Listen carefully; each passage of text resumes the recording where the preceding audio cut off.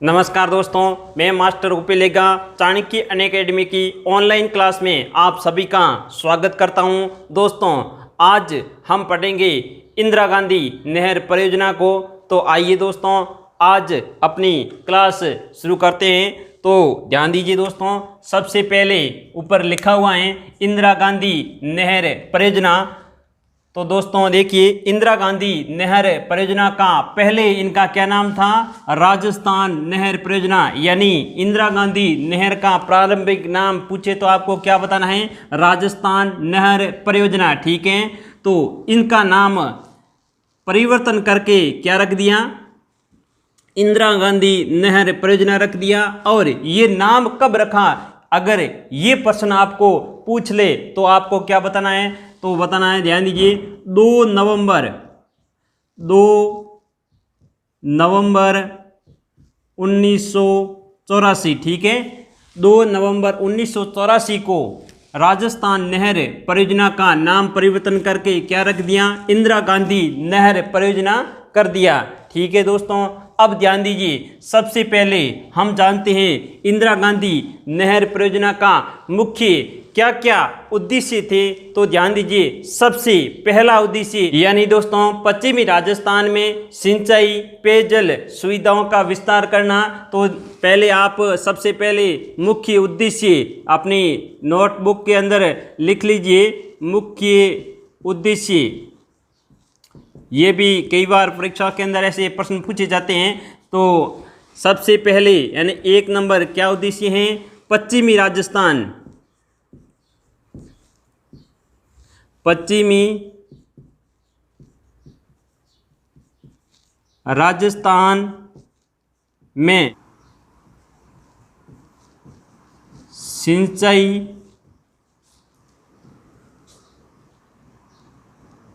व पेयजल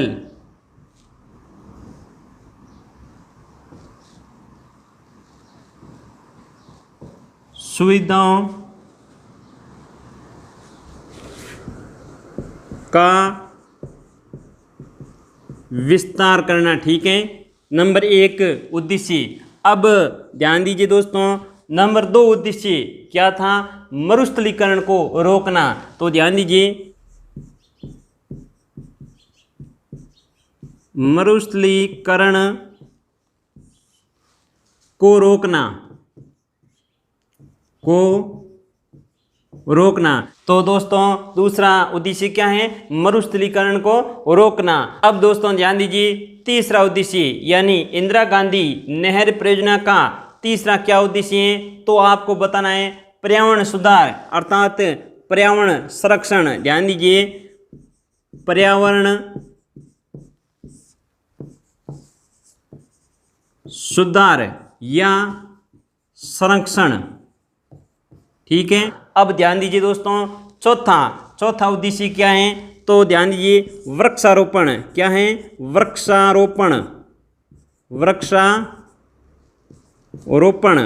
वृक्षारोपण अर्थात अधिक से अधिक वृक्ष लगाना। आगे ध्यान दीजिए, अगला उद्देश्य क्या है? रोजगार के अवसरों में वृद्धि। ध्यान दीजिए, रोजगार के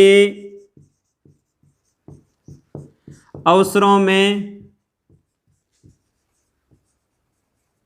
वृद्धि करना। यानी रोजगार के अवसरों में वृद्धि करना अर्थात रोजगार उपलब्ध कराना। 5वां उद्देश्य क्या है? रोजगार के अवसरों में वृद्धि करना। और अगला उद्देश्य क्या है? ध्यान दीजिए दोस्तों, पशु संपदा का संरक्षण करना। क्या है? पशु संपदा का संरक्षण करना। तो लिख लीजिए आप, पशु संपदा का संरक्षण करना। ठीक है दोस्तों, पशु संपदा का संरक्षण करना। तो ध्यान दीजिए, अगला उद्देश्य अर्थात 7वां उद्देश्य क्या है? कृषि उत्पादन को बढ़ाना। ध्यान दीजिए दोस्तों, 7वां क्या है? कृषि उत्पादन को बढ़ाना। ठीक है, तो क्या है? कृषि उत्पादन को बढ़ाना। अगला ध्यान दीजिए, यानी 8वां उद्देश्य क्या है, हिमालय के पानी को रेगिस्तान में लाना। ध्यान दीजिए, हिमालय के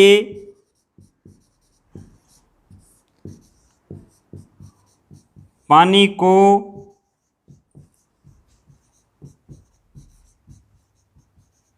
रेगिस्तान में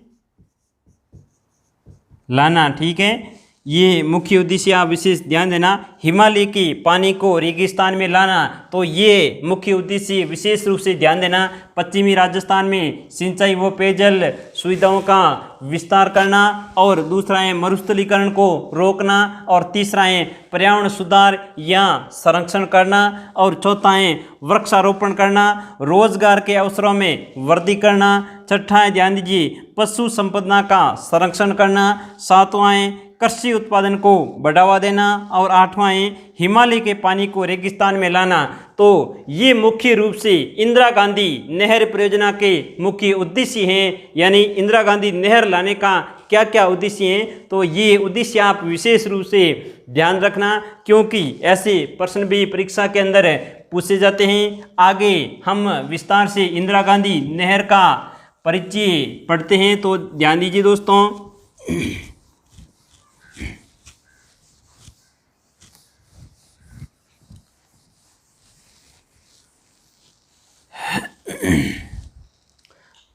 तो दोस्तों आगे ध्यान दीजिए, इंदिरा गांधी नहर का उपनाम क्या क्या है, ये भी आप विशेष ध्यान रखना दोस्तों।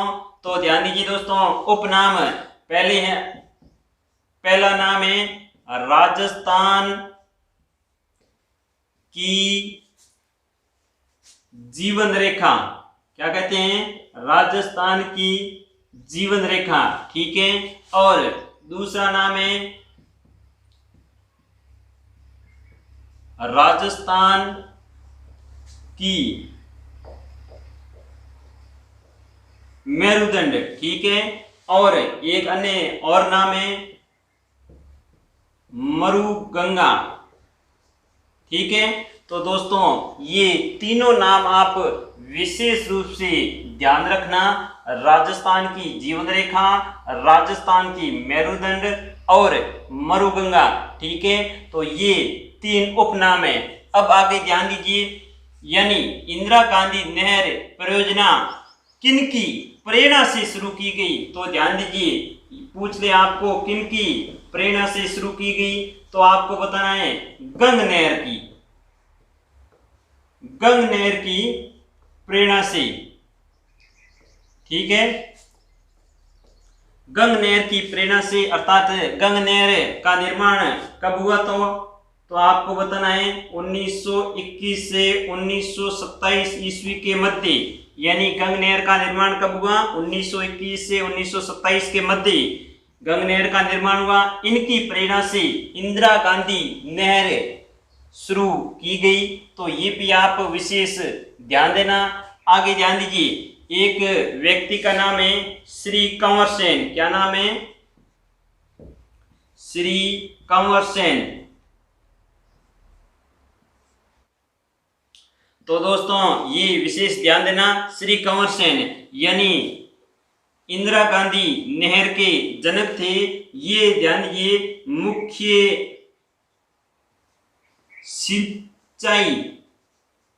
मुख्य सिंचाई अभियंता अर्थात इंजीनियर थे। ठीक है दोस्तों, तो दोस्तों ध्यान दीजिए, श्री कंवर सेन ने एक पुस्तक लिखी थी। तो इस पुस्तक अर्थात रिपोर्ट का भी नाम आप विशेष ध्यान देना, बीकानेर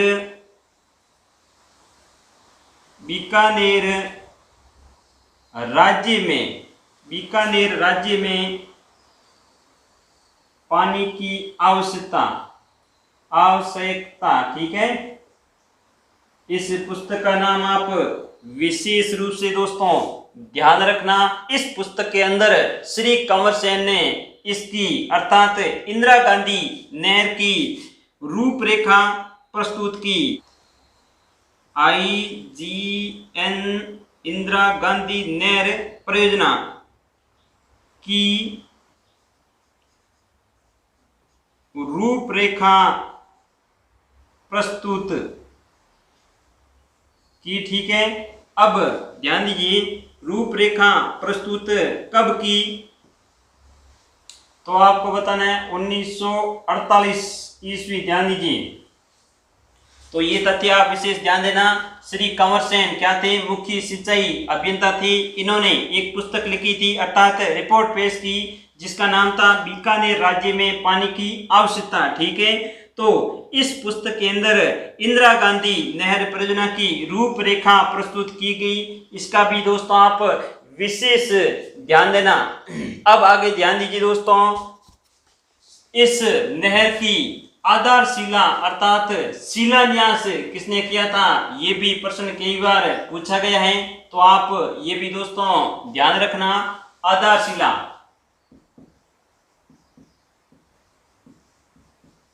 आधारशिला किसने रखी, तो ध्यान दीजिए श्री गोविंद वल्लभ पंत। श्री गोविंद वल्लभ पंत ये क्या थे, ये गृह मंत्री थे, यानी तत्कालीन गृह मंत्री थे गोविंद वल्लभ पंत। इन्होंने इनकी आधारशिला अर्थात शिलान्यास किया था। अब ध्यान दीजिए शिलान्यास कब किया था, तो आपको बताना है 1958 ईस्वी के अंदर। कब किया, 1958 ईस्वी के अंदर इंदिरा गांधी नहर का अर्थात राजस्थान नहर का शिलान्यास अर्थात आधारशिला रखी थी गोविंद वल्लभ पंत ने। तो ये भी दोस्तों आप विशेष ध्यान रखना। अब ध्यान दीजिए दोस्तों आगे, इंदिरा गांधी नहर का निर्माण कितने चरणों में हुआ, तो आपको बताना है 2 चरणों के अंदर इसका निर्माण हुआ था। तो ध्यान दीजिए दोस्तों कौन कौन से चरण है मैं आपको विस्तार से यहाँ बताऊंगा। तो ध्यान दीजिए 2 चरणों में निर्माण। ठीक है, अब ध्यान दीजिए 2 चरण कौन कौन से, तो ध्यान दीजिए सबसे पहले प्रथम चरण।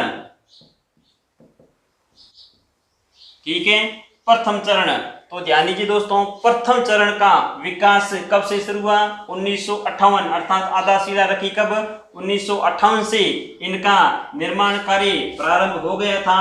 1958 से कब तक चला, इनका पूर्ण रूप से निर्माण कार्य कब बंद हुआ था, 1992 के अंदर। ठीक है दोस्तों, अब ध्यान दीजिए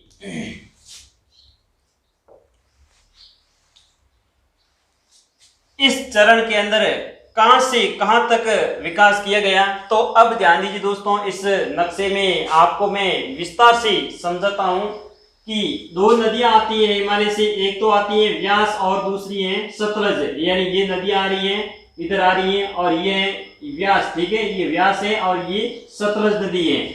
यहाँ पर दोनों नदियां एक जगह मिलती हैं और आगे जाके ये क्या कहलाती है, सतलज नदी कहलाती है। सतलज नदी क्यों कहलाती है, व्यास क्यों नहीं कहलाती है, तो ध्यान देना दोस्तों यहाँ इधर मुख्य नदी कौन सी है, सतलज नदी है, अर्थात बड़ी नदी कौन सी है, सतलज नदी है। इस नदी के अंदर व्यास नदी मिलती है, न कि सतलज व्यास में मिलती है, इसलिए ये आगे क्या कहलाती है, सतलज नदी। इस नदी पर यहाँ पर ध्यान दीजिए एक बैराज बनाया गया है जिसका नाम है हरिके बैराज। क्या नाम है, हरिके बैराज। हरिके बैराज कहां पर है, तो आपको बताना है फिरोजपुर जिला है और पंजाब राज्य। ध्यान दीजिए तो फिरोजपुर पंजाब के अंदर ये हरिके बैराज बनाया गया है। तो यहां से दोस्तों ये नहर निकाली गई है। अब नहर किस रूप में निकाली गई है, यानी फीडर के रूप में निकाली गई है। पहले इनको राजस्थान फीडर कहा जाता था और अब इनको क्या कहा जाता है, इंदिरा गांधी फीडर कहा जाता है। तो ये भी आप विशेष ध्यान देना, इंदिरा गांधी फीडर, इंदिरा गांधी फीडर। ठीक है, इंदिरा गांधी फीडर। तो इंदिरा गांधी फीडर की लंबाई आपको पूछे तो कितनी बतानी है, 204 kilometre. 204 kilometre Indira Gandhi feeder की लंबाई है। अब ध्यान दीजिए दोस्तों, इंदिरा गांधी फीडर की लंबाई राजस्थान से बाहर कितनी है और राजस्थान के अंदर कितनी है, ये भी कई बार परीक्षाओं में प्रश्न पूछा जाता है, तो इसका विशेष ध्यान देना। यानी राजस्थान से बाहर तो ये 170 किलोमीटर है, कितनी है 170, और राजस्थान के अंदर यानी देखिए ये राजस्थान के अंदर इतना है, कितना है आपको बताना है 34 किलोमीटर। एक ही किताबों में 35 लिखा हुआ है, तो आपको विशेष ध्यान देना 34 किलोमीटर फीडर की लंबाई राजस्थान के अंदर है। यानी इंदिरा गांधी फीडर की लंबाई राजस्थान के अंदर कितनी है, तो आपको बताना है 34 किलोमीटर, और राजस्थान से बाहर कितनी है, तो आपको बताना है 170 किलोमीटर। ठीक है दोस्तों, अब आगे ध्यान दीजिए, ये फीडर कहां से प्रवेश करता है, तो आपको बताना है खरखेड़ा गांव। कौन सा गांव है, खरखेड़ा गांव, जो कि टीबी तहसील हनुमानगढ़ के अंदर पड़ता है। तो यहाँ से इंदिरा गांधी नहर प्रवेश करती है राजस्थान के अंदर।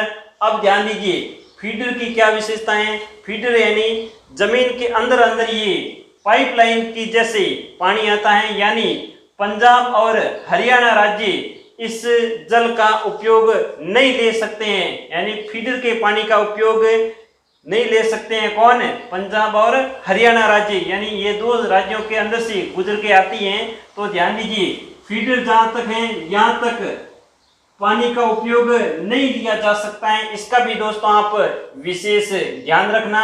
अब आगे ध्यान दीजिए दोस्तों,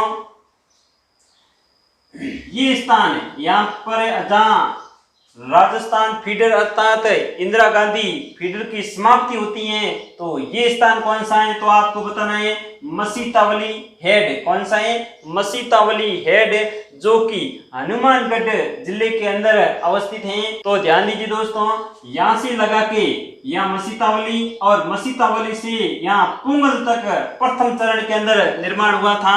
तो आपको विशेष ध्यान देना है, प्रथम चरण का निर्माण कहां से कहां तक हुआ था, तो ध्यान दीजिए हरिके बैराज, पहले आपको लिखना है हरिके बैराज से कहां तक, मसीतावली, यानी मसीतावली तक, और मसीतावली के बाद में ध्यान दीजिए आगे यहाँ पर पुंगल तक। पुंगल के अंदर एक गांव है जिसका नाम है सत्तासर। क्या नाम है, सत्तासर ये गांव है, कहां पड़ता है, पुंगल के अंदर। पुंगल कहां है, बीकानेर के अंदर। ठीक है, और ये कहां पर है, हनुमानगढ़ के अंदर। ठीक है, हरिके बैराज कहां है, फिरोजपुर पंजाब के अंदर है। ठीक है, तो दोस्तों यहां से यहां तक इनकी लंबाई कितनी है, तो आपको बताना है 204 किलोमीटर। कितनी है, 204 किलोमीटर। और दोस्तों आगे ध्यान दीजिए, मसीतावली से सत्तासर गांव तक इसकी लंबाई कितनी है, तो आपको बताना है 189 किलोमीटर। कितनी है, 189 किलोमीटर। अब ध्यान दीजिए दोस्तों, प्रथम बार जल प्रवाह, ध्यान दीजिए जल प्रवाह कब किया, किसने किया और कहां से किया, ये 3 पूछे जाते हैं। तो ध्यान दीजिए, डॉक्टर सर्वपल्ली, क्या नाम है, सर्वपल्ली राधाकृष्णन ने, जो कि उस समय क्या थे, उपराष्ट्रपति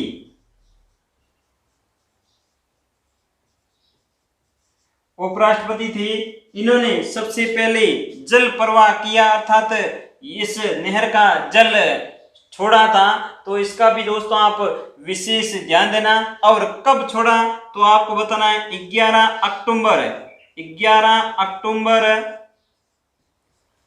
1961 को। तो ध्यान दीजिए कब, 11 अक्टूबर 1961 को पहली बार डॉक्टर सर्वपल्ली राधाकृष्णन ने इंदिरा गांधी नहर का जल छोड़ा था। और जल कहां से छोड़ा था, तो आपको बताना है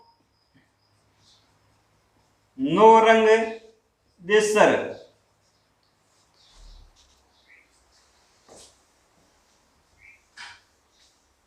तो दोस्तों, इंदिरा गांधी नहर के बारे में हम अगले वीडियो में विस्तार से पढ़ेंगे, तो वो वीडियो भी आप देखना ना भूलें। धन्यवाद दोस्तों।